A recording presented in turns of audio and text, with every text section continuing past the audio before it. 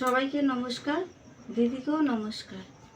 আমার এই ভিডিওটি করার কোনো উদ্দেশ্য ছিল না, কিন্তু আমি প্রচুর অধৈর্য হয়ে 12 বছর ধরে আমি ধৈর্য ধরে আমি তারপরে ভিডিওটি করার বাধ্য হলাম। আমরা দুজনেই প্রতিবন্ধী, কেউ আমরা চোখে দেখতে পাই না। আমাদের প্রচুর কষ্ট, আমাদের বাড়ির খুব প্রবলেম। আমার বাড়ি ঘোলা, মানিকডাঙ্গা, বিবেকানন্দ পল্লী। আমার বসবাস গ্রাম পঞ্চায়েত বিলকান্দা 2।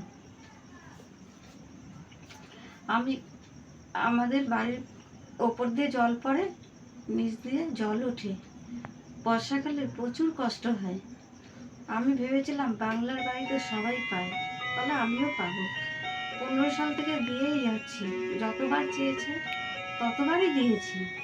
আমার বাড়িতে এসেও অনেকবার প্রধান নিয়ে গেছে, সব প্রধানের কাছে দিয়েছি, উপপ্রধানের কাছে দিয়েছি। তারপরে সেই বিডিও অফিসে জয়েন্ট বিডিওর সাথে কথা বলেছি, বিডিও সাহেবের সাথে কথা বলেছি। ওরা একবার পঞ্চায়েত আর একবার বিডিও অফিস এই করেছি। তারপরে খবর আনতে গেলেই বলেছে খবর আসুক বলবো, খবর আসুক বলবো। তোমাদের কোনো চিন্তা নেই, তোমাদের জন্য তো আমরা রয়েছি। আমি পরে যখন খবর এলো গেলাম, তখন বললো কি যে তোমার বাড়ি ক্যান্সেল হয়ে গেছে, তুমি আবার নতুন করে দাও। আবার নতুন করে দিলাম বিডিও অফিসে। আর পঞ্চায়েত থেকে আমি যখন রিসিভ ফর্ম চাইতাম তখন আমাকে দিত না, বলতো রিসিভ ফর্মের দরকার নেই, আমরা তো আছি। আর বিডিও অফিস থেকে আমাকে একটা রিসিভ ফর্ম দিয়েছিল লাস্টবার। তখন আমি রিসিভ ফর্মটা পেয়ে খুব আশাবাদী ছিলাম যে না, এবার মনে হয় আমার হবে। পরের মাসে খবর আনতে গিয়ে শুনি যে না, এখানে এরকমভাবেই পড়ে থাকবে। কেন দিদি, আমি কি পাওয়ার প্রাপ্য নই?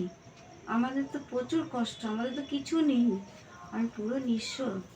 আমাকে যদি আপনারা না দেখেন তবে আমাকে কে দেখবে? আমার তো আর কেউ নেই, আমি কিভাবে তাহলে কি করব? আমি তো দিদি আমি পাবো তো? যদি করে দেন খুব ভালো হয়, আপনি যদি করে দেন খুব ভালো হয়।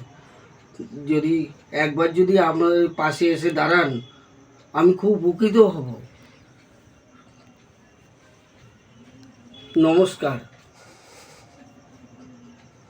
সবাইকে নমস্কার।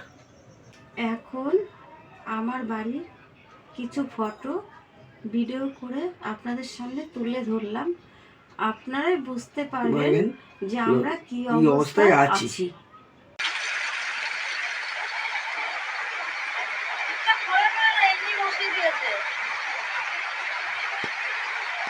এখন ফাঁকি মারে।